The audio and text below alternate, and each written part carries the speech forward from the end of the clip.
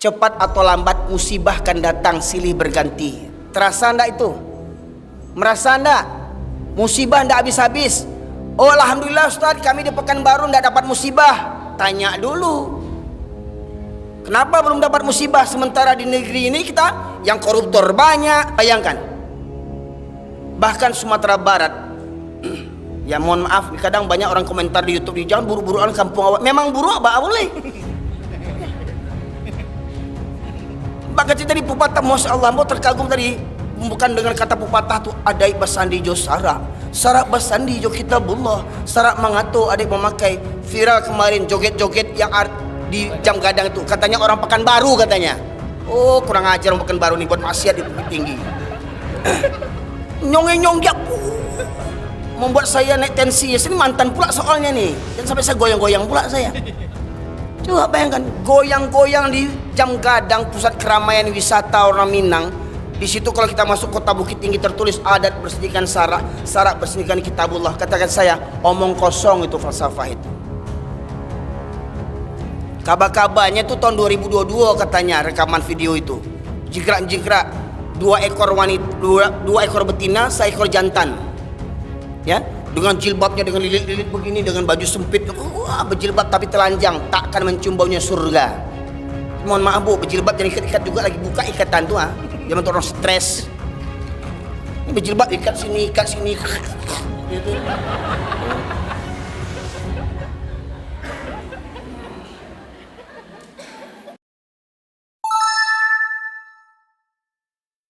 Hari ini maka saya merasa perlu untuk menyampaikan apa yang Allah firmankan, terutama sejak sejak khutbah Jumat saya diviralkan tahun 2021, akhir tahun 2021, Bapak Ibu sekalian.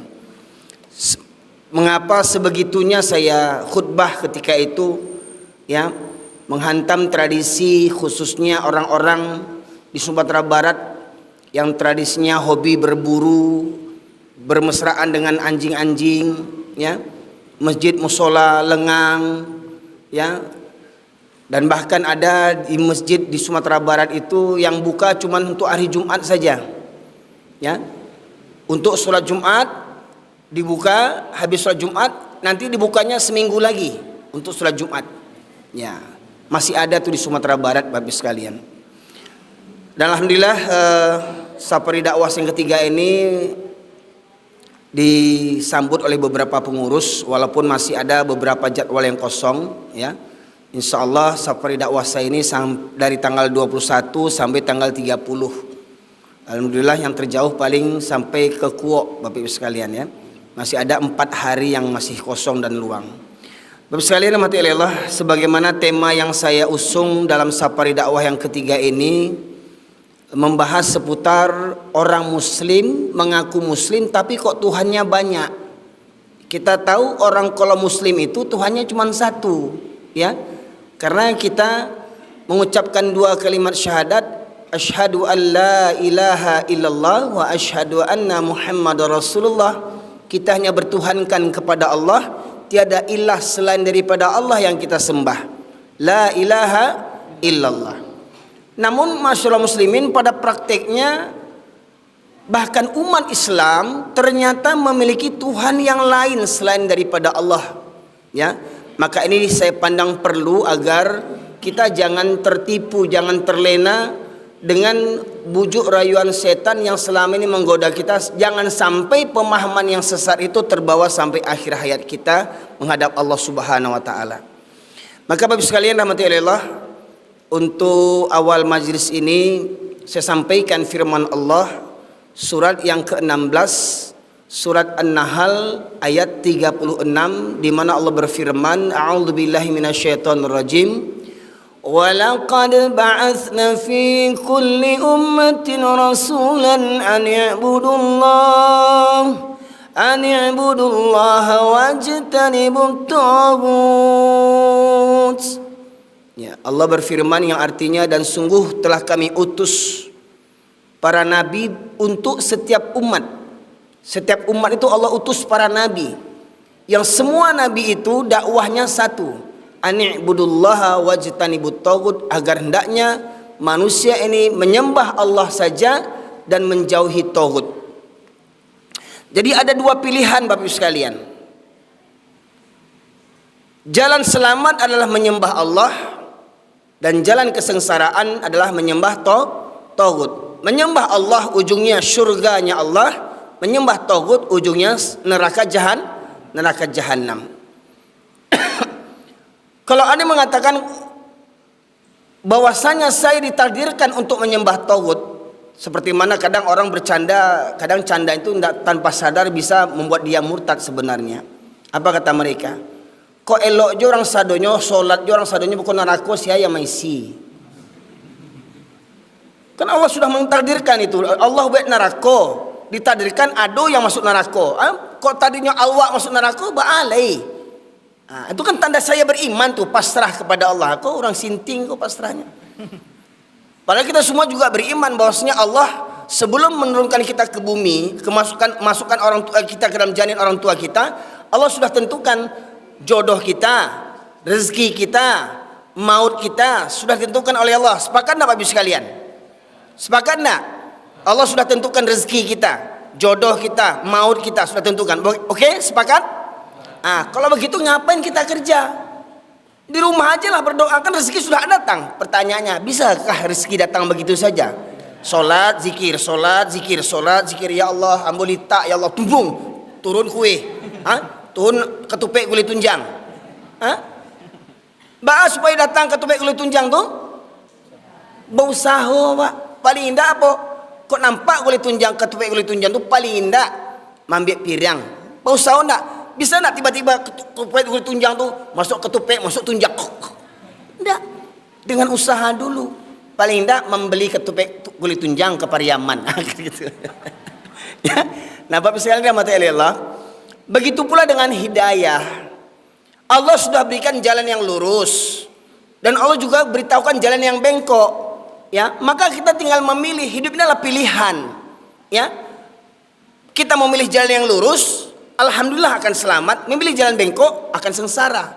Begitu pula menyembah Allah, maka kita akan selamat, bahagia dunia akhirat. Menyembah taghut, maka kita akan sengsara dunia dan akhirat. Nah, Bapak sekalian dirahmati oleh Allah, dua pilihan tadi, seperti mana Allah juga dalam kalimat tauhid la ilaha illallah itu diawali dengan harfun nafyun. Harfun nafyun itu maknanya huruf yang menafikan. Ya, lam alif la yang artinya tiada atau tidak ada. Ilaha sembahan, tidak ada sembahan.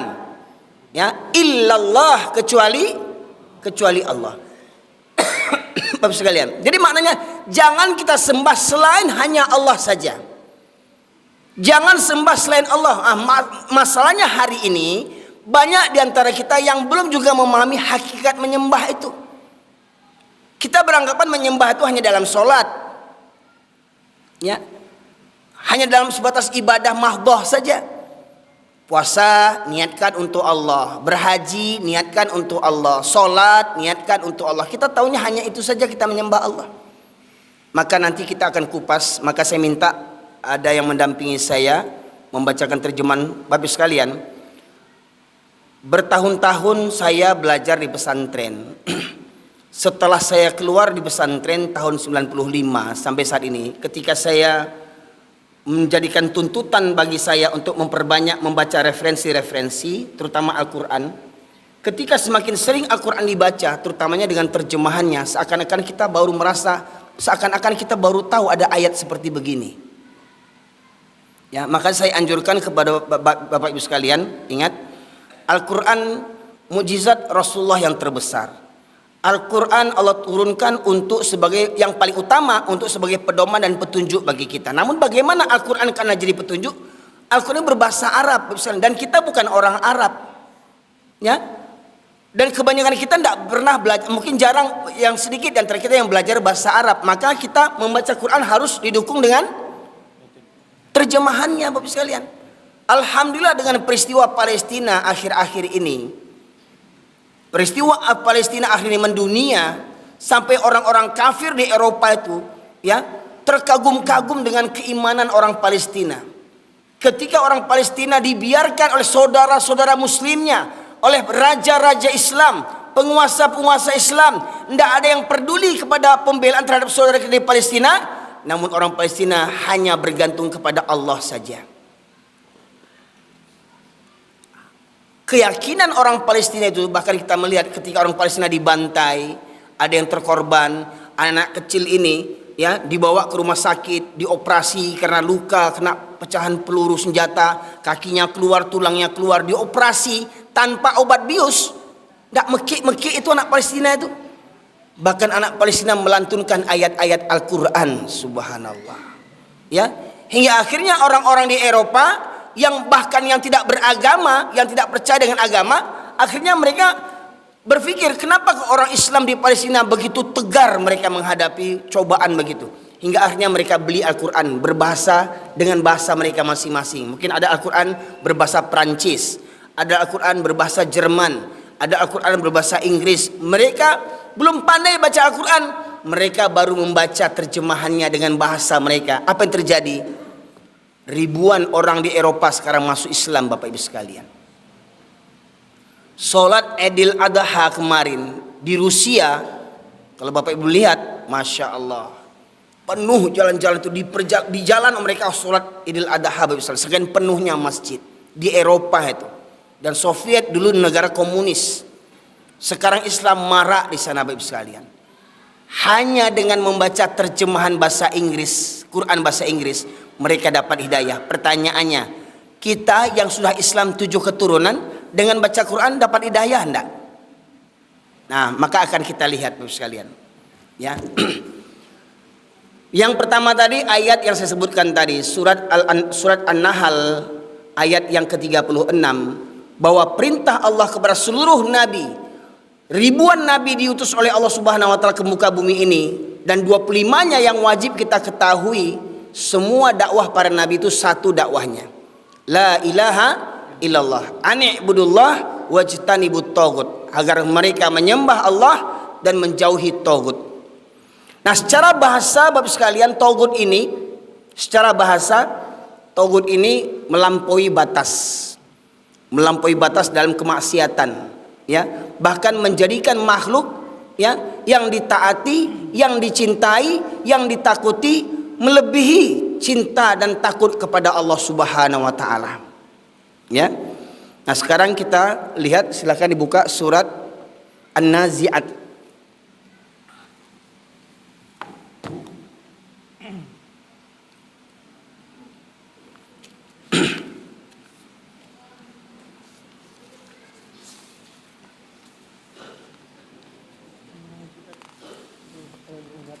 Surat An-Nazi'at ayat yang ke-17. Ya. Silakan terjemahnya saja baca. Yang artinya, pergilah engkau kepada Fir'aun, sesungguhnya dia telah melampaui batas. Ya, pergilah engkau kepada Fir'aun. Siapa nabi yang berhadapan dengan Fir'aun, Bapak Ibu sekalian? Nabi Musa alaihissalam. Perintah Allah, pergilah engkau kepada Fir'aun. Di ujung kalimat, mohon maaf, tolong ayatnya dibaca di situ.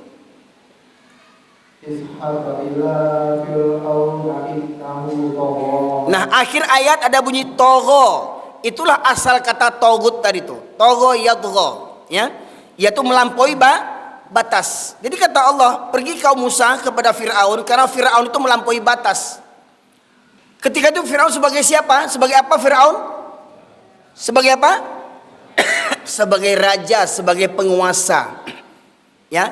Nah, di antara orang-orang yang berpeluang menjadi togut adalah para penguasa yang zalim. Dan ingat, penguasa yang zalim, togutnya seperti Fir'aun, itu akan tetap ada sampai hari kiamat. Hanya pelakunya saja yang berbeda. Kadang ada tuh tampangnya hampir mirip-mirip Fir'aun tuh, kurus krempeng cungkring, ya. Nah, ya ada. Tampangnya di zaman ini yang tampangnya macam Fir'aun tampangnya. Kalau kita lihat foto-foto Fir'aun, mirip kali wajahnya.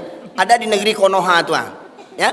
Nah, tampang Fir'aun, zalim, ya, membunuh 700 orang rasa nggak ada punya dosa, ya, membantai orang-orang kaum muslimin nggak punya rasa dosa, ya. Ada Firaun yang begitu di zaman ini, Pak Ibu sekalian, ya, yang melampaui batas, penguasa-penguasa yang melampaui batas, orang yang punya pangkat jabatan yang melampaui batas, yang mereka berlaku zalim seakan-akan mereka tidak takut kepada Allah. Bahkan ada seorang pengamat politik mengatakan hebatnya di negeri Konoha, ya, karena kenapa tidak bisa maju? Karena tidak ada yang ditakuti. Bahkan Tuhan saja di negeri ini tidak ditakuti. Tuhan saja di negeri ini tidak ditakuti. Banyak pejabat-pejabat disumpah dengan Al-Quran, tetapi mereka melanggar sumpah mereka. Seakan-akan apa? Seakan-akan tidak ada hari kiamat, tidak ada hari perhitungan, tidak ada hari pengadilan. Ya, mereka sangka mereka berkuasa selamanya di muka bumi ini, dan di akhirat mereka terbebas. Karena apa? Mereka tidak beriman kepada Allah Subhanahu wa taala. Baik, ya. Di ayat yang ke-17 itu bunyinya, kemudian lanjutkan ayat 37 dan 38 surat yang sama. Ya. 37 sampai 39. Yang artinya maka adapun orang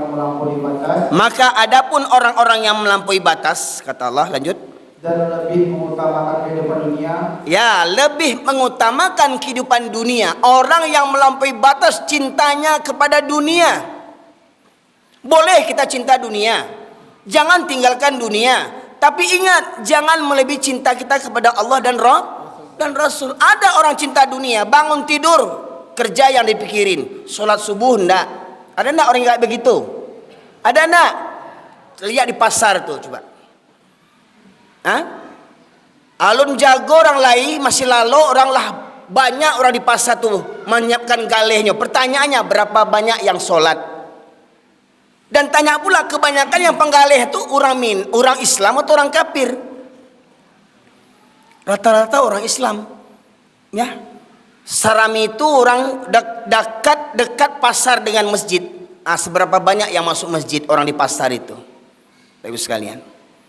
Ya, melampaui batas cintanya kepada dunia itu, melampaui batas sampai lagunya tercipta, ya. Aku tercipta hanya untukmu, hidupku hampa tanpa dirimu. Katanya, aku tercipta hanya untukmu, katanya. Terus, wa ma khalaqtul jinna wal insa illa liya'budun, di mana? Dan tidaklah aku ciptakan jin dan manusia, kata Allah, kecuali untuk beribadah kepadaku. Tak bagi mereka yang mampu cinta ini, aku tercipta hanya untukmu, hidupku hampa tanpa dirimu. Terus Allah mau dikemanakan? Putus cinta, dia hampa hidupnya, ya, mati pacarnya, mati suaminya, mati istrinya, hampa hidupnya. Terus apakah hidupnya untuk manusia? Apakah bukan untuk Allah hidupnya? Ya, tanpa sadar orang mabuk cinta begitu. Begitu pula orang yang mabuk cinta negeri. Bahkan cinta negeri pun bisa melantui menjadi murtad. Apa contohnya? Lagunya yang kita diajarkan dulu, diajarkan supaya kita sesat. Apa lagunya? Padamu negeri kami berbakti, bagimu negeri jiwa raga kami. Lagu murtad. Siapa yang meyakini hakikat lagu itu bisa murtad, musyrik dia. Bagimu negeri jiwa raga kami, haram hukumnya. Jiwa raga kita untuk siapa? Untuk Allah jiwa raga kita, bukan untuk negeri yang koruptor ini, Bapak Ibu sekalian. Ya, sadar nak kita waktu kecil diajarkan lagu-lagu itu dulu. Cuman waktu kita kecil kurang akal, maka sekarang berpikir kita dengan akal yang sehat. Jangan sampai tua-tua ini masih geblek juga lagi. Ya, Bapak Ibu sekalian.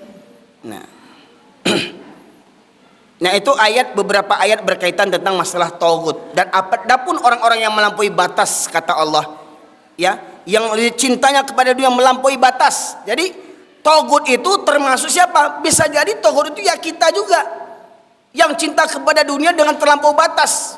Demi pangkat dan jabatan tidak peduli, mau menghantam orang, mau membunuh orang, mau menipu orang, ya, mau dengan korupsi, nggak peduli. Yang penting bagaimana supaya dapat jabatan, kayak mana supaya jadi presiden, jadi anggota dewan, mau jadi gubernur, mau jadi wali kota, nggak peduli. Mau orang mati, mau tidak, mau orang terzolimi atau tidak, yang penting saya berkuasa. Itulah tauhid tadi, Bapak Ibu sekalian, menghalalkan segala cara. Kira-kira ada nggak tipe-tipe togut di zaman kita ini? Hah?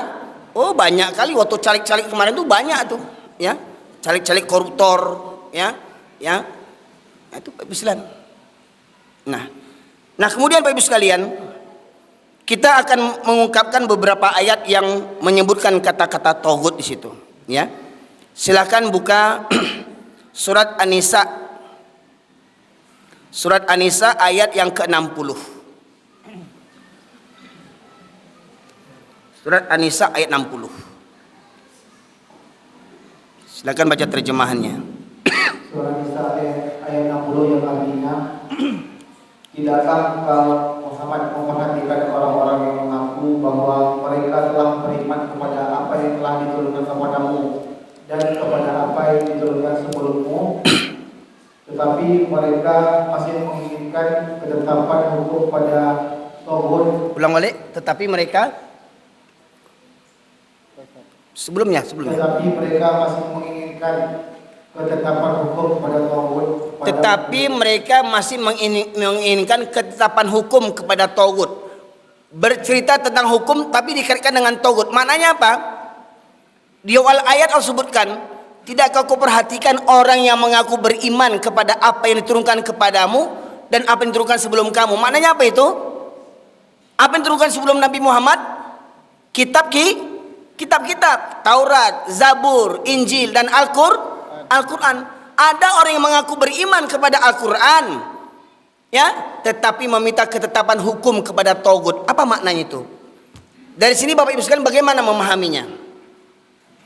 Maknanya apa? Hukum yang tak sesuai dengan Al-Quran itu namanya hukum Tauhid.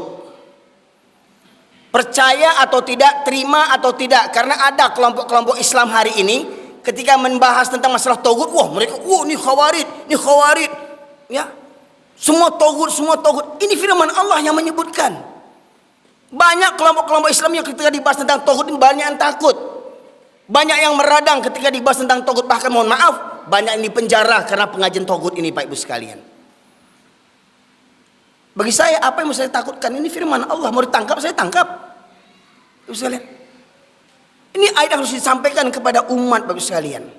Ya, tolong Bapak sekalian, yang punya Quran Android silahkan buka. Silahkan buka, di screenshot.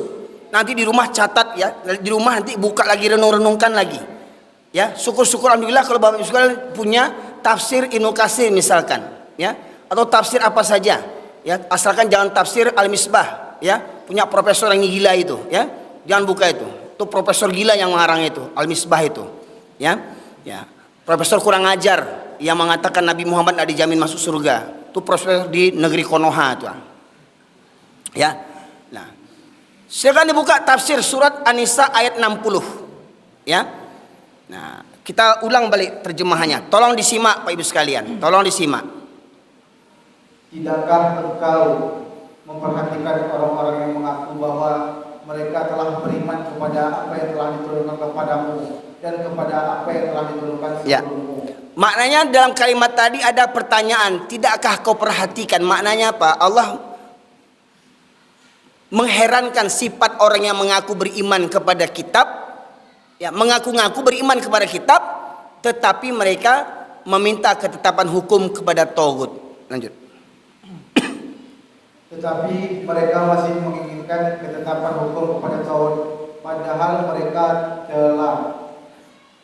Terus 60 masih ada tuh sambungnya tuh. Udah habis. Ini lagi. Makanya coba ulang balik. Terputus tuh terjemahannya tuh. Tidakkah engkau Muhammad memperhatikan orang-orang yang telah mengaku bahwa mereka telah beriman kepada apa yang diturunkan kepadamu dan kepada apa yang diturunkan kepada apa yang diturunkan sebelummu, tetapi mereka masih menginginkan ketetapan hukum pada Tauhid, padahal mereka telah tuh. Akan potong kan, bilang kan. Telah diperintahkan. Jadi bagusnya Quran yang asli aja baca, ambil. Nah, lebih berpahala lagi megang Quran yang asli. Putus ya? Ada sambungannya? Dan apabila dikatakan mereka, marilah patuh kepada yang telah diturunkan Allah SWT dan Rasulnya, saya telah Muhammad Ini untuk 61. Oh, lanjutnya. Oh, ya. Surah An-Nisa. Bapak Ibu sekalian, saya mengajak Bapak Ibu sekalian tolong nanti ayat ini dibuka-buka ya. Jadi mohon maaf kalau saya ditangkap karena ayat ini, Bapak Ibu jadi saksi semuanya. Iya, betul Pak. Di negeri Konoha, ketika kita membaca Quran, mohon maaf Pak, di negeri Konoha untuk MTQ dapat juara, menghafal Al-Quran dapat juara, tapi mengamalkan Al-Quran dapat penjara. Bapak Ibu sekalian, lihat nanti Bapak Ibu sekalian, ya. Nah, pertanyaannya, betulkah kita ini negara yang muslimnya terbesar di dunia? Betul Pak? Umat Islam terbesar di dunia di mana? Di Indonesia, benar? Pertanyaannya, adakah Indonesia ini ditegakkan hukum Islam? Kenapa? Apa alasannya? Kenapa kita mayoritas Islam terbesar di dunia tetapi tidak mengamalkan syariat Islam? Apa alasannya? Toleransi kepada siapa? Kepada orang kafir, bukan non muslim, orang kafir. Terus kalian, ya nanti kita lihat nanti itu. Toleransi seperti mana yang begitu itu kata Allah. Ya, oke kita selesaikan terjemahan yang tadi itu. Tidakkah engkau memperhatikan orang-orang yang mengaku bahwa mereka telah beriman kepada apa yang diturunkan kepadamu dan kepada apa yang telah diturunkan sebelummu, tetapi mereka masih menginginkan ketetapan hukum pada Taurat, padahal mereka telah diperintahkan untuk mengingkari Taurat itu, dan setan bermaksud menyesatkan mereka dengan kesesatan yang sejauh-jauhnya. Coba Bapak Ibu sekalian pahami, saya ingin mengajak Bapak Ibu sekalian gunakan pikirannya, ya. Tadi Allah sebutkan di situ ada penggalan ayatnya, dan mereka meminta ketetapan hukum kepada Taurat. Ya, di awal disebutkan orang yang mengaku beriman kepada kitab sebelum kamu dan kitab yang diturunkan kepadamu, yaitu kitab Al-Quran, kitab Taurat, Zabur, Injil dan Al-Quran. Diturunkan kitab kepada kita. Kita diturunkan kitab Al-Quran. Ada sumber hukum di sini. Sepakat Ibu sekalian? Al-Quran sumber hukum. Al-Quran berlaku apakah hanya di Arab saja? Al-Quran apakah hanya berlaku di dunia saja, di bumi saja? Di langit berlaku nggak Al-Quran? Berlaku nggak Quran di langit? Di langit itu mengatur matahari, bintang segala macam itu ada Al-Quran kan? Ibu sekalian. Nah, kita mengaku beriman kepada Al-Quran, tetapi di satu sisi kita meminta ketetapan hukum kepada Taurat. Contoh, buka surat An-Nur surat 24 ayat 2. Contoh pelaku zina. Contoh pelaku zina. Yang Bapak Ibu tahu kalau pelaku zina dalam Islam apa hukumannya? 2 ayat 2. Surat 24 ayat 2. Dalam Islam pezina apa hukumannya? Dirajam, dicambuk sampai berapa kali? 100 kali. Ya. Itu hukuman bagi pada pezina perajam, dirajam. Ya, kita dengarkan ayatnya. Surat An-Nur surat ke-24 ayat 2. Yang artinya pezina perempuan dan pezina laki-laki deralah masing-masing dari keduanya 100 kali. Dan janganlah rasa belas kasihan kepada keduanya mencegah kamu yang untuk menjalankan agama atau hukum Allah. Jangan karena belas kasihan kepada keduanya mencegah kamu untuk menjalankan agama Allah. Maknanya apa? Kita beragama belum sempurna lagi. Kita menjalankan agama menurut selera yang kita mau. Sebagian kita pakai, sebagian kita tinggalkan. Ya. Nah, itu Bapak Ibu sekalian. Jika kamu beriman kepada Allah dan hari kemudian, dan hendaklah melaksanakan hukum mereka disaksikan oleh sebagian orang-orang yang beriman. Ini ketetapan Allah bagi makhluknya, bagi hambanya. Pertanyaannya, kita hambanya enggak? Kita hambanya enggak? Kita jalankan enggak perintah ini? Enggak tanggung, sholat rajin, puasa rajin, haji rajin, umrah rajin, jidat hitam, jenggot panjang, jumbah gantung, sorban gede, tapi hukum Allah tidak kita jalankan. Sibuk dengan zikir, ibadah, haji, umrah, tapi hukum Allah tidak kita tegakkan. Tolong renungkan balik terjemahannya, ulang terjemahan, renungkan balik. Pezina perempuan dan laki-laki deralah mereka Darahlah masing-masing dari keduanya 100 kali, dan janganlah rasa belas kasihan kepada keduanya, mencegah kamu untuk menjalankan agama hukum Allah. Jika kamu beriman kepada Allah dan hari kemudian. Jika kamu beriman kepada Allah dan hari kemudian. Maknanya apa? Jika orang Indonesia ini mengaku mayoritas Islam terbesar di dunia beriman, maka niscaya hukum ini akan dijalankan. Kalau orang Indonesia beriman kepada Allah dan beriman kepada hari akhirat. Pertanyaannya, dengan tidak menjalankan hukum ini, apakah orang Indonesia benar imannya? Tanya Bapak Ibu sekalian. Apa kata Allah tadi? Jangan karena belas kasihan kepada keduanya mencegah kamu untuk menjalankan hukum Allah atau agama Allah jika kamu beriman kepada Allah dan kepada hari kemudian. Jadi kalau kita mengaku mayoritas beriman kepada Allah Subhanahu wa taala, maka semestinya hukum ini dijalankan. Ya. Makanya kalau ingin Indonesia ini selamat, ya, kemarin ceramah saya di bulan Mei kemarin ya, saya sampaikan kalau Indonesia ini, negeri Indonesia ini tidak berhukum kepada Allah, cepat atau lambat Indonesia ini akan pudur. Sekalian. Ya. Sehebat apapun undang-undang manusia, sehebat apapun undang-undang manusia, lebih hebat mana dengan undang-undang Allah Subhanahu wa taala?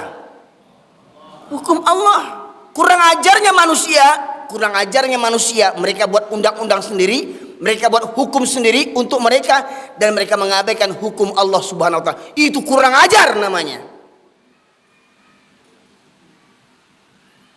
Kita makhluk yang hina mengaku setara dengan Allah, berhak membuat undang-undang, membuat hukum-hukum dan kalama di awak seorang aja.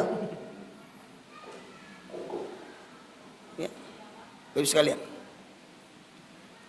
Jadi hukum, tolong silahkan yang menyaksikan ini, ulama-ulama tolong bahas ini, ulama-ulama ya, tamatan Timur Tengah kah, Timur Pinggir kah, Timur Selatan kah, yang LC kah, yang WC kah gelarnya, tolong bahas ini. Bapak sekalian.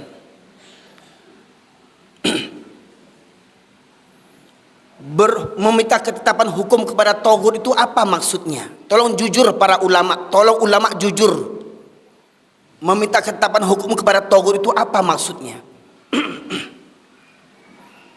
Yang saya pahami, meminta ketetapan hukum kepada togut adalah Allah sudah tetapkan hukum di sini, kita buat hukum yang lain selain daripada Al-Quran. Maka hukum yang tidak bertentangan, yang tidak sesuai dengan Al-Quran, sementara sudah ditetapkan di sini, maka itulah hukum togut. Sementara kita diperintahkan untuk mengingkari togut, kafir kepada togut. Surat Al-Baqarah 256 di penggalan ayatnya Allah berfirman, "Faman yakfur bit-taghut wa yu'min billah faqad istamsaka bil urwatil wuthqa lam fisama laha wallahu samiun alim." Barang siapa yang ingkar kepada taghut dan beriman kepada Allah, maka dia telah berpegang teguh kepada buhul tali agama Allah yang kuat, yang tidak akan putus. Maknanya tidak akan tersesat. Tidak akan tersesat seorang muslim, seorang hamba, apabila dia ingkar, kafir kepada taghut dan beriman kepada Allah.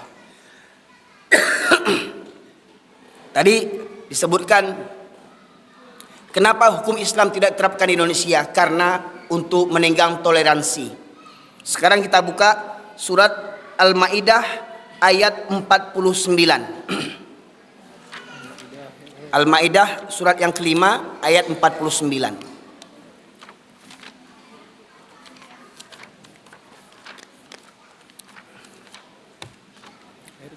Ayat 49. Surat yang kelima ayat 49. Ya, terjemahnya baca. Yang artinya, dan hendaklah engkau memutuskan perkara di antara mereka menurut apa yang diturunkan Allah. Dan hendaklah kamu memutuskan perkara di antara mereka, di antara manusia ini, menurut apa yang diturunkan Allah. Kalau terjadi kasus pelanggaran hukum di antara kita, apa kata Allah? Hendaklah kamu memutuskan perkara di antara mereka menurut apa yang diturunkan Allah. Apa yang diturunkan Allah? Al-Quran. Contoh, terjadi perzinahan, kedapatan berzina laki-laki dengan perempuan yang belum berkeluarga, maka hukumannya apa? Sudah Allah sebutkan tadi, surat An-Nur ayat 2, dirajam, dicambuk 100 kali. Hendaklah kamu memutuskan perkara di antara mereka menurut apa yang diturunkan Allah. Bapak Ibu sekalian, ya. Nah, oke, lanjut.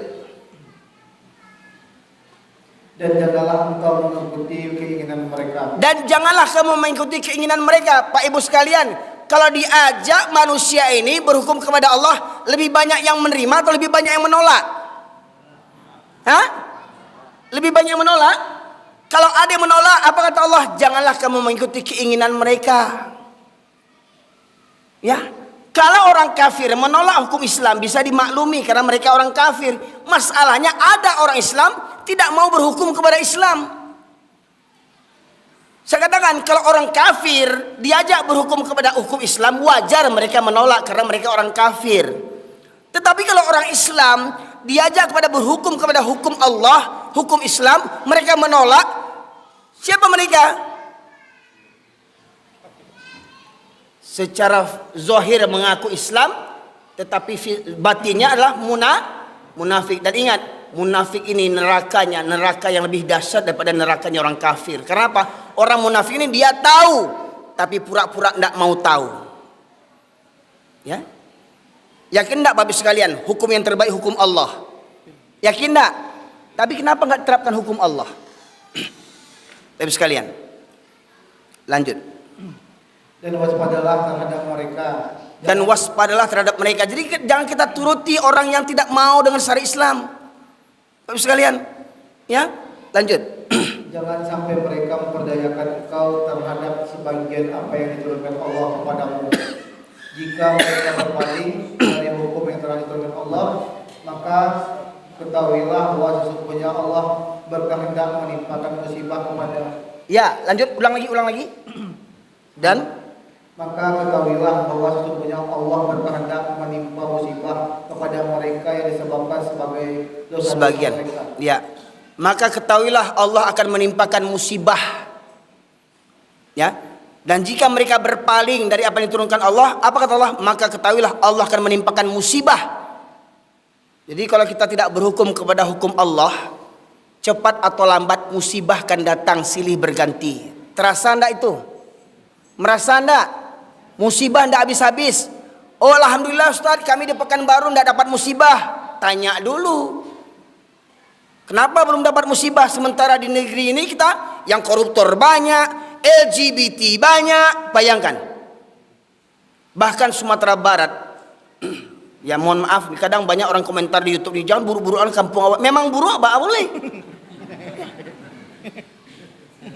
Mbak kecil tadi pepatah, Masya Allah, mau terkagum tadi. Bukan dengan kata pepatah tu adai basandi jo sarak basandi jo kitabullah, sarak mangato adik memakai. Viral kemarin joget-joget yang di jam gadang itu, katanya orang Pekanbaru katanya. Oh kurang ajar orang Pekanbaru nih buat maksiat di Bukit Tinggi. Nyonge-nyonggak membuat saya naik tensi. Ini mantan pula soalnya nih, dan sampai saya goyang-goyang pula saya. Coba bayangkan, goyang-goyang di jam gadang pusat keramaian wisata orang Minang. Di situ kalau kita masuk kota Bukit Tinggi tertulis adat bersihkan sarak, sarak bersihkan kitabullah. Katakan saya, omong kosong itu falsafah itu. Kabar-kabarnya itu tahun 2022 katanya rekaman video itu. Jingkrak-jingkrak dua ekor betina, seekor jantan. Ya, dengan jilbabnya dengan lilit-lilit begini, dengan baju sempit. Wah, berjilbab tapi telanjang, takkan mencium baunya surga. Mohon maaf Bu, berjilbab jangan ikat-ikat juga, lagi buka ikatan tuh ah. Jangan untuk orang stres. Ini berjilbab ikat sini. Gitu.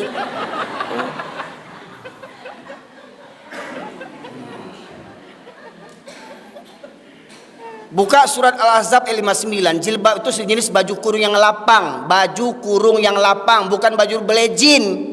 Ini pakai jilbab serawa lejin, sakit utak. Senam pula di halaman kantor sekolah.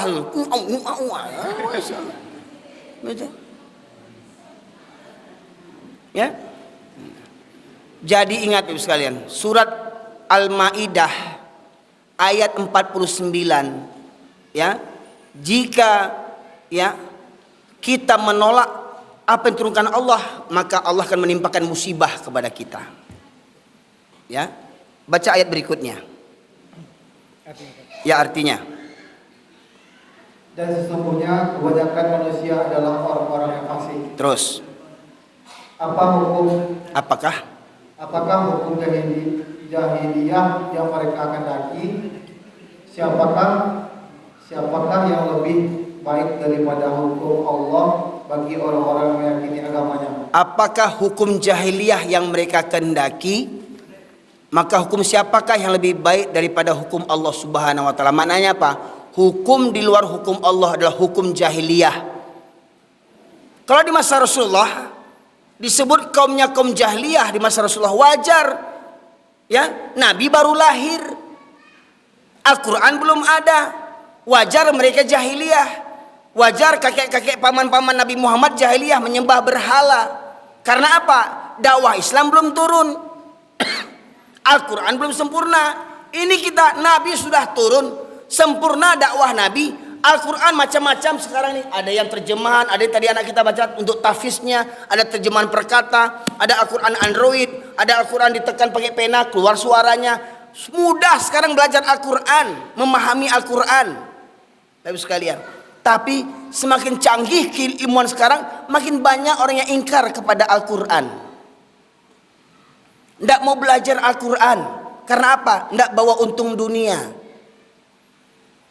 Oh, tapi kalau kuliah bahasa Inggris, bahasa Jerman, bahasa Korea, biar nanti laku kerja, nanti terima melamar pekerjaan. Baca Quran gak ada yang tanya orang. Makanya bagus sekali kalau ingin cari menantu, jangan tanya bahasa Inggrisnya. Tanya, pandai tidak baca Quran? Pandai bu, kasih dah baca Quran. Kacamata tinggal bu, pinjamkan kacamata. Oh enggak cocok bu, pergi kita ke toko kacamata. Antar dia ke toko kacamata, pilih mana yang cocok sama kamu. Kalau lagu enggak tanggung bahasa Korea, Sakurata lagu Korea. Sinio. Tapi ketika baca Quran,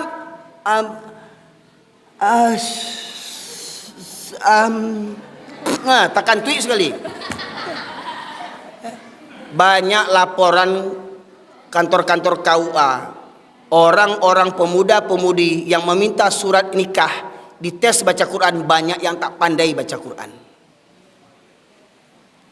Silahkan survei membuktikan.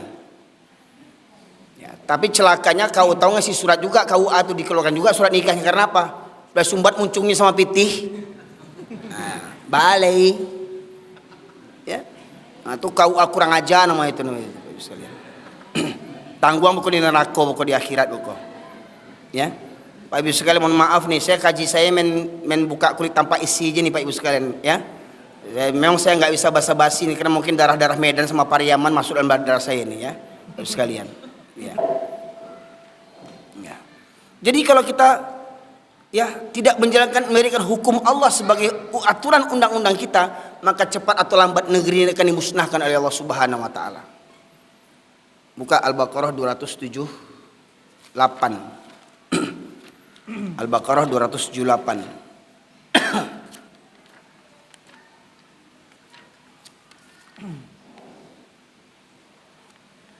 Yang artinya, wahai orang-orang yang beriman, bertakwalah kepada Allah dan tinggalkanlah sisa riba. Wahai orang-orang yang beriman, bertakwalah kepada Allah dan tinggalkan sisa riba. Maknanya apa? Kalau dulu kita nggak tahu hukum riba, beli rumah kredit riba, beli motor kredit riba, terlambat dapat denda, nggak terbayar tarik lagi motornya, riba.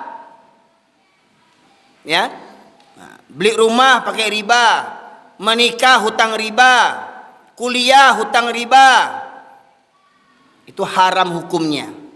Apa kata Allah? Hai orang-orang yang beriman, bertakwalah kepada Allah dan tinggalkan sisa riba. Kalau dulu kita nggak tahu hukum riba, sekarang udah tahu, tinggalkan.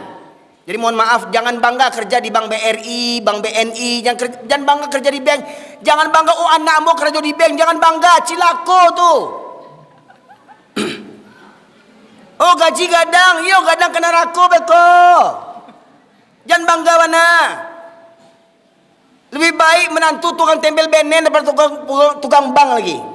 Terus sekalian. Ya. Cuman ya tempel benen itu karingnya busuk. Ya. Kerja di bank harum karingnya di AC, tapi narako juangnya. Di teki cua di nantarang awak. Bangga mana menantu ju pegawai bank. Terus sekalian. Ya. Lebih selamat menantu ju tukang bengkel. Tuh, tinggalkan sisa riba. Lanjut, terjemahan berikutnya. Jika kamu orang yang beriman. Jika kamu orang yang beriman, kalau beriman tinggalkan riba. Enggak mau tinggalkan riba, jangan ngaku-ngaku beriman. Masih riba juga lagi. Hah? Pinjam uang ke bank BNI. Ya, minjam 4 juta, dibayar 6 juta. Beranak uang tuh. Ya, haram hukumnya. Ya, lanjut. Jika kamu tidak melaksanakannya, maka umumkanlah perang dari Allah dan Rasul-Nya. Jika kamu tidak melaksanakannya, maka umumkanlah perang dari Allah dan Rasul. Pak Ibu sekalian, pelaku riba Allah dan Rasul yang memeranginya. Allah langsung dan Rasul yang memeranginya, pelaku riba. Siapa tentara Allah? Angin tentara Allah enggak? Gunung tentara Allah enggak? Air tentara Allah enggak? Batu tentara Allah enggak? Kun fayakun kata Allah, tak jadi galodoh hancur Bukit Tinggi. Hah? Kun fayakun dibantai tsunami gempa bumi hancur kota Aceh, hancur Sumatera Barat 2009. Itu tentara Allah. Pertanyaannya, negeri kita ini terbebas enggak dari riba? Pertanyaannya, berapa hutang riba negeri ini? Banyaknya berapa? Bagi saya 10 juta tuh banyak. Bagi saya ya. Ya. Pak, berapa hutang riba negeri ini, Pak? Hampir ya 9.000 triliun tuh kalau dikumpulkan duitnya nggak cukup segudang surau ini, Pak Ibu sekalian. Triliun, 9 triliun. Ya. Hutang riba. Jadi pada hakikatnya negeri ini dah memang layak untuk dibenam negeri ini, Pak Ibu sekalian. Mohon maaf, bukan saya mendoakan Indonesia ini hancur, enggak. Indonesia pasti hancur. Pasti hancur. Nih saksi-saksi nih, video-video saya direkam nih saksi-saksi nih. Kenapa saya bilang Indonesia pasti hancur? Yang pertama tadi Al-Maidah ayat 49. Kalau kita tidak menjadikan Al-Quran sebagai pedoman hidup, sebagai undang-undang, maka Allah akan timpakan musibah kepada kita. Yang kedua, surat Al-Baqarah 278, 279. Pelaku riba, Allah yang mengumumkan perang, Allah dan Rasul langsung mengumumkan perang bagi pelaku riba. Pertanyaannya, negeri ini berapa hutang ribanya? Itu sudah layak, Pak, negeri ini diperangi, Pak. Sudah layak bagi Allah nih. Tapi kita nggak sadar-sadar juga lagi. Ada yang bilang taat sebelum pemimpin, taat kepala otakmu.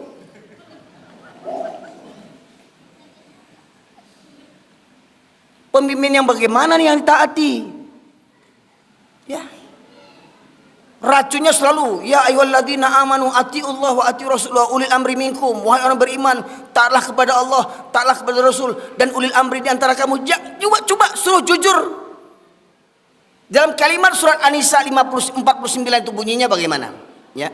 59. Ya ayyuhalladzina amanu, wahai orang yang beriman. Atiullah, taatilah Allah, wa atiir rasul, taati Rasul, wa ulil amri minkum. Ulil amri itu tidak ada perintah atiunya. Paham enggak? Maknanya apa? Taat pada Allah dan Rasul itu mutlak. Mutlak taat pada Allah dan Rasul, tapi taat kepada ulil amri bergantung bagaimana ulil amrinya. Kalau ulil amrinya taat pada Allah dan Rasul, wajib kita taat.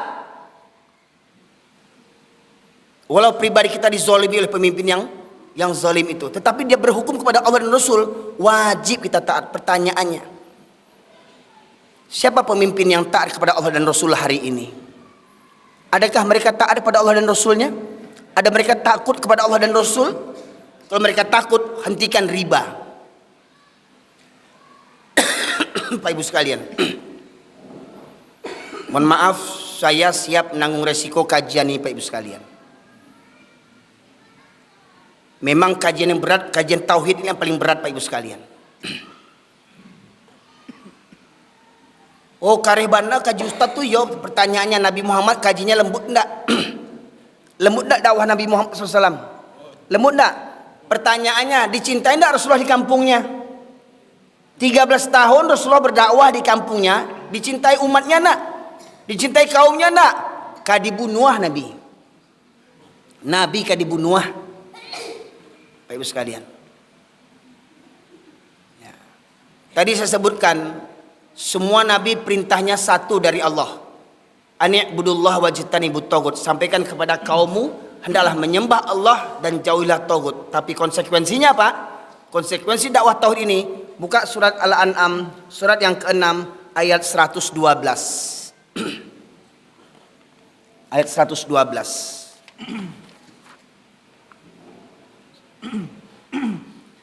Yang artinya dan demikianlah untuk setiap nabi kami menjadikan musuh yang berdiri dari setan-setan manusia dan jin. Ya. Wa kadzalika ja'alna likulli nabiyyin aduwan syayatinil insi wal jin, kata Allah.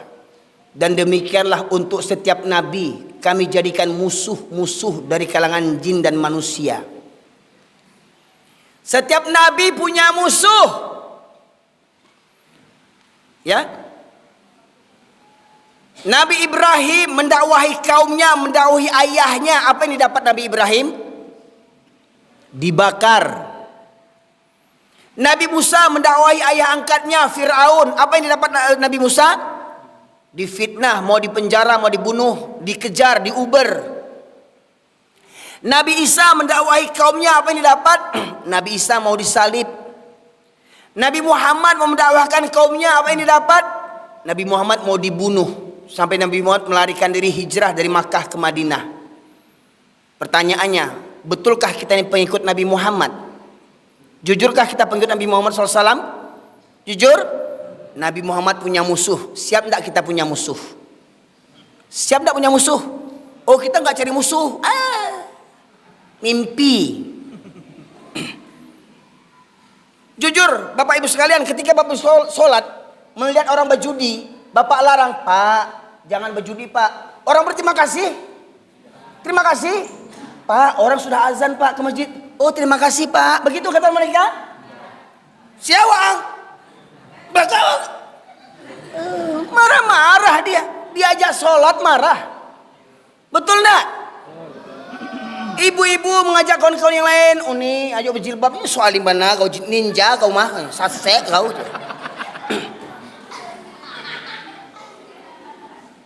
Enggak perlu jilbab tu, yang perlu hati kau. Sedangkan hatinya, jilbab itu memang tidak ada jaminan orang yang berjilbab pasti masuk surga.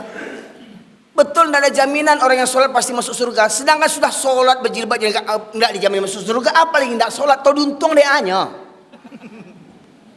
Ya. Orang yang sholat kalau ada jaminan masuk surga, tidak ada jaminan masuk surga. Yang berjilbab itu juga nggak ada jaminan masuk surga. Sedangkan sholat saja belum dijamin masuk surga, apalagi nggak sholat. Tahu diuntung deh anyo, pandi. Ini orang tuh. Karajo bampo hari-hari ditagah berang. Ayo kecilnya orang Minang lo tuh. Islam lo kecilnya tuh. Betul nggak Pak Ibu sekalian? Senang nggak orang ketika kita mengajak mereka, mari sholat Pak? Senang nggak? Enggak. Marah dia. Tapi kalau kita ajak orang Kristen sholat, dia marah, wajar. Orang kepala otak kau, aku Kristen, aku suka sembahyang dia. Ini orang Minang Islam 7 keturunan diajak sholat, baca caruinya. Betul nggak begitu Pak? Ini yang terjadi, banyak musuhnya. Jadi jangan berharap berdakwah tuh orang senang semua, enggak. Sampai apa yang mereka pikirkan untuk menangkap para ulama, para nabi ini? Ya. Al-Anfal ayat 30, surat ke-8 ayat 30. Bapak Ibu sekalian.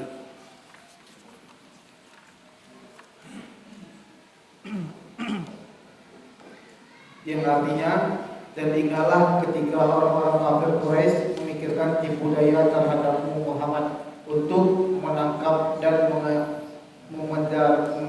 Memenjarakanmu dan membunuhmu atau mengusirmu. Maka membuat tipu daya dan Allah menggagalkan tipu daya itu. Jadi orang-orang kafir itu Pak Ibu sekalian, apa makar mereka? Makar mereka ingin menangkap kita, ingin memenjarakan kita, ingin mengusir kita, ingin membunuh kita. Pak, itu sunatullah dalam memegang kebenaran. Siap diusir, siap dibenci, siap dipenjara, siap dibunuh.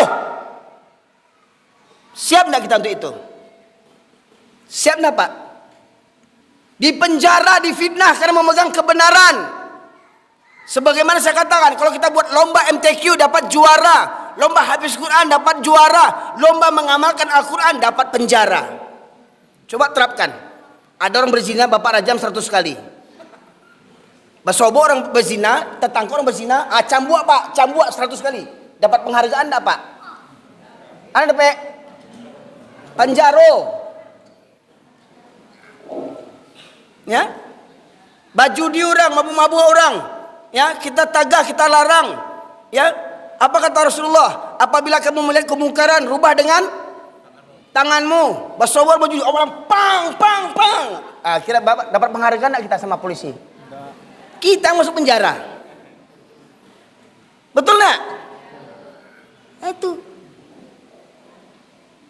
Jadi konsekuensinya tauhid tadi Pak, konsekuensi tauhid itu harus siap menghadapi berbagai macam fitnahan orang-orang yang benci kepada Allah dan Rasulnya serta agama Islam ini. Itu konsekuensinya Pak.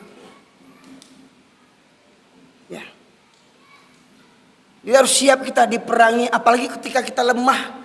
Pertanyaannya Rasulullah dulu diperangi, ditangkap, disiksa sahabat-sahabat seperti Bilal bin Rabah, ya, Ammar bin Yasir mendapat tekanan di Makkah, ya. Kenapa? Karena masih minoritas.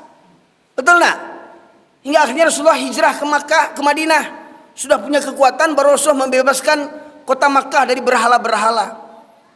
Itu ketika Rasulullah di Makkah sedang minoritas. Hari ini kita minoritas atau mayoritas?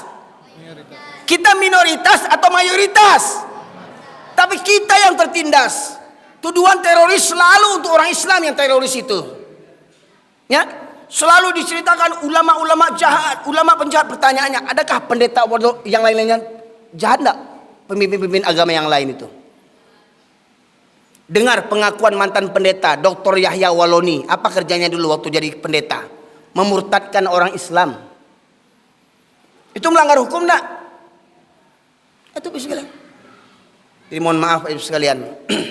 Kaji ini memang kaji tensi tinggi Pak Ibu sekalian. Dan resikonya harus siap. Ditangkap, dipenjara, difitnah, bahkan dibunuh sekalipun. Pak Ibu sekalian. Saya sampaikan ini makanya saya minta ada penterjemah saya. Kalau saya kena tangkap, ini juga kena tangkap juga nanti. Karena dia yang bacakan Quran. Nah itu. Pak Ibu sekalian. Itu sunatullahnya begitu Pak Ibu sekalian. Dalam perjuangan ini. Pertanyaannya siap enggak? Ya. Oh Bapak Ibu ingin surga. Dengan sholat, puasa, zakat, haji, umroh. Cukup itu aja pengen surga. Nah, hati-hati dulu, lihat Al-Baqarah 214. Al-Baqarah 214 buka.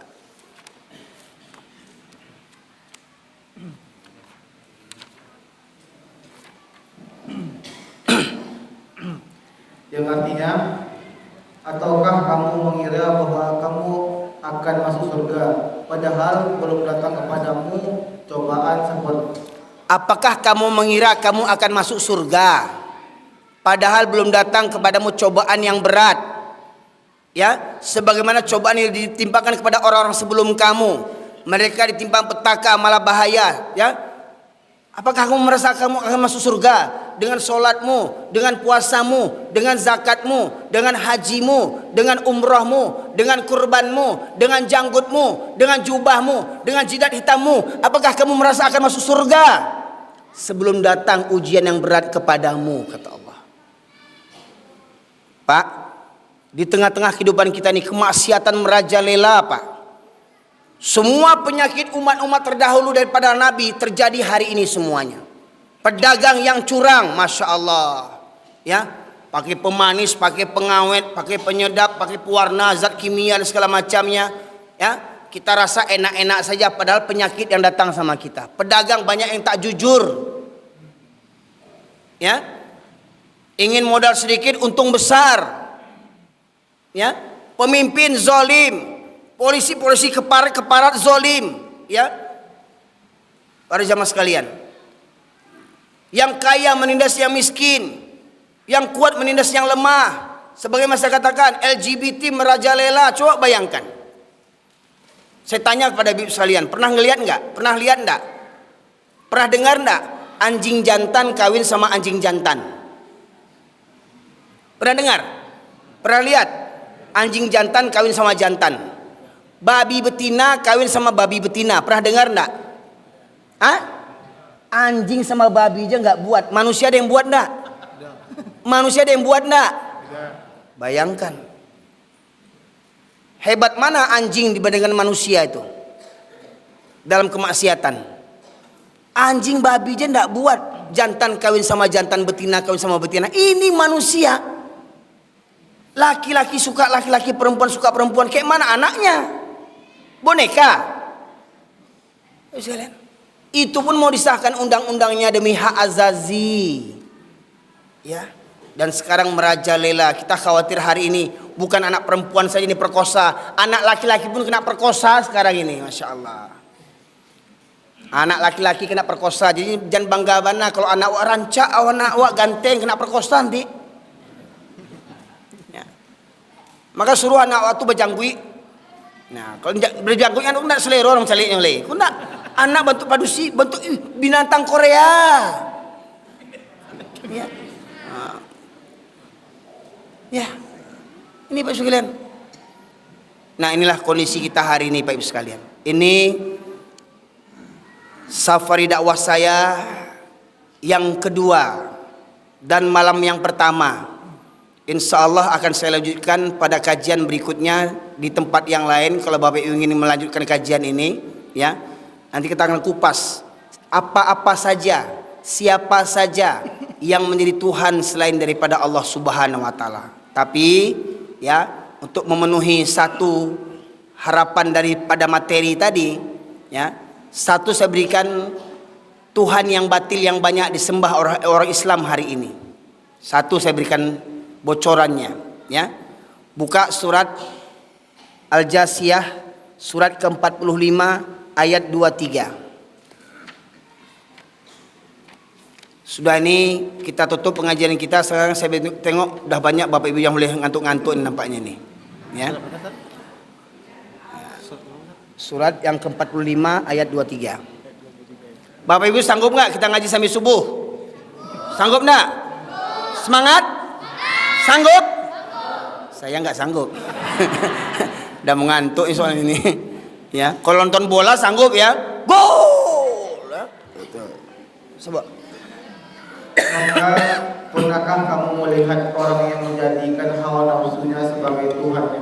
Ulang lagi, Bu, simak Bu. Maka pernahkah kamu melihat orang yang menjadikan hawa nafsunya sebagai Tuhannya? Pernahkah kau melihat orang yang menjadikan hawa nafsunya sebagai Tuhannya? Ini yang banyak hari ini di kalangan orang Islam. Bagaimana mungkin ada orang Islam sholat seminggu sekali? Bagaimana mungkin ada laki-laki Islam malas datang ke masjid 5 waktu? Itu hawa nafsu. Mana enak sholat di rumah dibandingkan ke masjid? Kalau kata nafsu enak di rumah, nggak capek, ya, jaga rumah, bisa cepat selesai sholatnya, bisa nyambung nonton sinetron. Kalau di masjid lama, film sinetron dia habis. Apalagi kalau ada sepak bola. Nah, sepak bola Indonesia dengan Korea, Berapa banyak yang datang ke musola dengan kelapa kopi? Berapa banyak yang nonton bola dengan yang mendengarkan pengajian? Sampai subuh sanggup nonton bola. Wow! Subuh KO semua tel. Tuhannya hawa nafsu. Perempuan banyak yang berjilbab, tapi seperti satria baja hitam, kadang berubah, kadang berjilbab, kadang enggak. Nah, berubah juga. Ya, kadang berjilbab, ya, jilbabnya besar, dapat hadiah orang pulang umroh, pulang haji, selutut, seropontong laki dipakainya, sakit otak tuh. Kerudungnya kadang, sampai selutut kerudungnya dapat hadiah orang umroh ya, tapi seropontong laki, kolor laki dipakainya, ya. Atau ada pergi pesta, pakai kerudung gede, celana legend dipakainya. Coba celana legend yang ibu punya itu kasih sama bapak kira-kira. Kalau bapak pakai seragam legend gimana? Menggoda enggak? Ya, menggoda mau untuk disepak apa itu ya. Iya. Coba kenapa yang perempuan pakai celana legend enggak apa-apa yang pakai celana legend? Supaya nampak berotot gitu kan? Ini pakai kerudung seragam legend pergi beralek. Pakai kerudung senam poco-poco ya. Sakit otak. Ya. Hawa nafsu. Lanjut. Ulang. Maka pernahkah kamu melihat orang yang menjadikan hawa nafsunya sebagai Tuhannya dan Allah membiarkannya sesat dengan pengetahuannya? Kalau orang sudah memperturutkan hawa nafsunya, Allah biarkan dia sesat. Bu, Pak, kalau kita beribadah mengikut hawa nafsu, Allah biarkan dia sesat. Lanjut. Dengan pengetahuannya, dan Allah mengunci pendengaran dan hatinya serta meletakkan tutup atas dan penglihatannya. Maka siapakah yang mampu memberikan petunjuk setelah Allah? Mengapa kamu tidak mengambil pelajaran? Ya, kalau sudah Allah sesatkan, jadi mohon maaf, Allah menyesatkan kita itu bukan takdir Allah. Allah menyesatkan kita dari usaha kita. Sudah diagiah petunjuk Al-Quran, tapi malah mengikuti hawa nafsu. Itu akhirnya apa? Sudah diberikan petunjuk hidayah dari Al-Quran, tapi tidak mau. Ya, karena banyak tenggangan. Ya, nanti kalau saya begini, apa kata orang? Ya, baralek kalau tidak borgen beko kece orang beko gengsi awak. Awak lah bangsa baralek borgen, bau utang-utang lo tuh tidak tahu duntuang. Nama bau utang baralek demi organ, kan andi itu namanya itu. Gengsi beko kece orang kampung beko, mati juga orang kampung tuh. Sudah. Nah ini banyak dek menenggang orang banyak, kalau dek menenggang orang kampung. Ya, gengsi awak, itu hawa nafsu. Anak daro jomara pulai lah bosabui balang ulang lalu kajian tuh. Sepakat bahwasanya orang Islam nih sakit sekalipun wajib sholat. Betul nak? Betul nak ibu? Wajib sholat, sepakat nak? Tak bisa berudu, bisa gimana? Tayamum. Tak bisa sholat berdiri, boleh sholat duduk. Tak sanggup duduk, boleh berbaring. Tak bisa angkat tangan, boleh dengan isyarat. Yakin nak? Sepakat nak? Orang sakit wajib sholat, sepakat? Waktu jadi pengantin gimana? Berapa banyak anak daro jomara pulai yang tak sholat waktu baralek? Betul nak? Banyak yang sholat nak? Mengaku orang baralek itu nak tahu duntuang.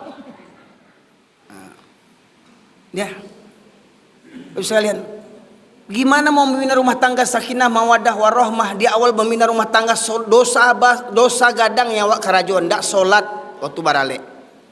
Ya, ini dosa yang menjadi tradisi, adat istiadat, dosa yang menjadi adat istiadat. Mendarah daging setiap baralek banyak yang tak solat. Ya, tuh. Ayo sekalian, kalaulah beginilah jadinya negeri kita ini, cepat atau lambat negeri kita akan dibenam oleh Allah Subhanahu wa taala. Terakhir penutup.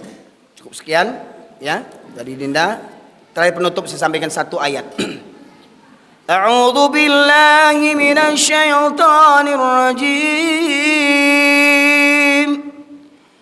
Bismillahirrahmanirrahim. Walau anna ahlal qura amanu wattaqaw fatahna 'alaihim barakatim minas sama'i wal ardh walakin kadzabuhum fa'akhadnahum bima kanu yaksibun. Allah berfirman yang artinya, kalaulah sekiranya penduduk negeri-negeri ini beriman dan bertakwa, maka akan kami bukakan pintu berkah dari langit dan bumi.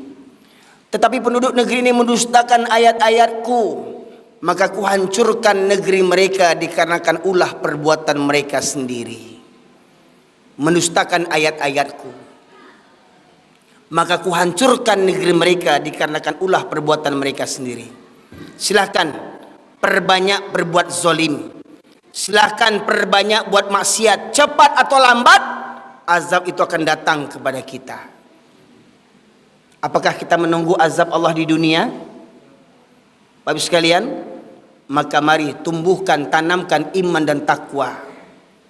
Bagaimana caranya? Perbanyak hadir di majelis ilmu Bapak Ibu sekalian, dan selektif mencari guru. Ya, jangan bantu ya yang bahasa Suryani itu guru-gurunya. Ya, para jamaah sekalian rahmati Allah. Semoga kiranya majelis kita ini diridai oleh Allah Subhanahu wa taala. Insyaallah untuk safari dakwah yang saya berikutnya ada beberapa, kalau tidak salah 2 tempat lagi saya di sekitar Rumbai ini Bapak sekalian. Ya. Di antaranya satunya di Masjid Syekh Burhanuddin kalau tidak salah itu di Rumbai. Rumbai mana tidak tahu saya. Ya. Nanti silakan, saya sudah share jadwal kegiatan safari dakwah saya selama di Pekanbaru, Riau. Ya. Nanti silakan dilihat Bapak sekalian. Di Masyarakat Muslimin sengaja saya melakukan safari ini dengan siap menanggung resiko. Pro dan kontra pasti banyak, komentar-komentar di YouTube pasti banyak Bapak Ibu sekalian. Tapi insya Allah selagi saya berpegang kepada Al-Quran dan Hadis, mohon maaf, selagi saya berpegang kepada Al-Quran dan Hadis dan pemahaman saya ini sesuai dengan Al-Quran dan Sunnah, saya tidak akan minta maaf kepada siapapun. Kok ada yang tersinggung, kok ada yang tersakit hati, saya tidak akan minta maaf kalau yang saya sampaikan adalah kebenaran dari Al-Quran dan Hadis. Ya, nehi saya, ya, sorry ya, sorry, saya tidak akan minta maaf. Ya, selagi saya berpegang kepada Al-Quran dan Sunnah. Ya, kalau saya sampaikan ada yang tersinggung, ada yang sakit hati, maka koreksi hati diri masing-masing. Tubu ilallah taubatan nasuha. Saya yakin saya pun saya pun bukannya suci-suci amat. Ya, saya tahu saya pun banyak dosa. Tapi ingat, yang disukai oleh Allah bukan orang yang tak punya dosa. Yang dicintai Allah adalah orang yang berbuat dosa kemudian dia bertaubat kepada Allah Subhanahu wa taala. Itulah hamba yang dicintai oleh Allah Subhanahu wa taala. Maka saya mengajak kepada diri saya dan kepada kita semuanya, mari kita bersama bertaubat kepada Allah Subhanahu wa taala untuk senantiasa memperjuangkan Islam agar negeri kita ini terbebas daripada musibah, bencana dan malapetaka. Tidak ada cara lain untuk menyelamatkan negeri ini dari murkanya Allah kecuali hanya kita kembali kepada jalannya Allah Subhanahu wa taala, menjadikan Al-Qur'an sebagai pedoman hidup kita. Demikian saja yang dapat saya sampaikan pada kesempatan kali ini. Bapak sekalian, kebenaran hanya milik Allah semata. Salah khilaf itu dari saya pribadi selaku hamba Allah yang dhaif. Kepada Allah saya mohon ampun, kepada Bapak sekalian saya mohon beribu maaf jikalau ada yang saya sampaikan perkara yang salah menyimpang. Semoga kiranya Allah ampunkan dosa kita semuanya. Semoga Bapak Ibu sekalian yang hadir pada kesempatan kali ini senantiasa dilimpahi rahmat dan berkah oleh Allah Subhanahu wa taala. Semoga kiranya di majlis-majlis ilmu di dunia ini kita bertemu berkumpul. Semoga kiranya di surganya Allah kita reuni bersama. Amin ya rabbal alamin. Subhanakallahumma bihamdika asyhadu an la ilaha illa anta astaghfiruka wa atubu ilaik. Alhamdulillahirabbil alamin. Assalamualaikum warahmatullahi wabarakatuh. Baik Bapak sekalian.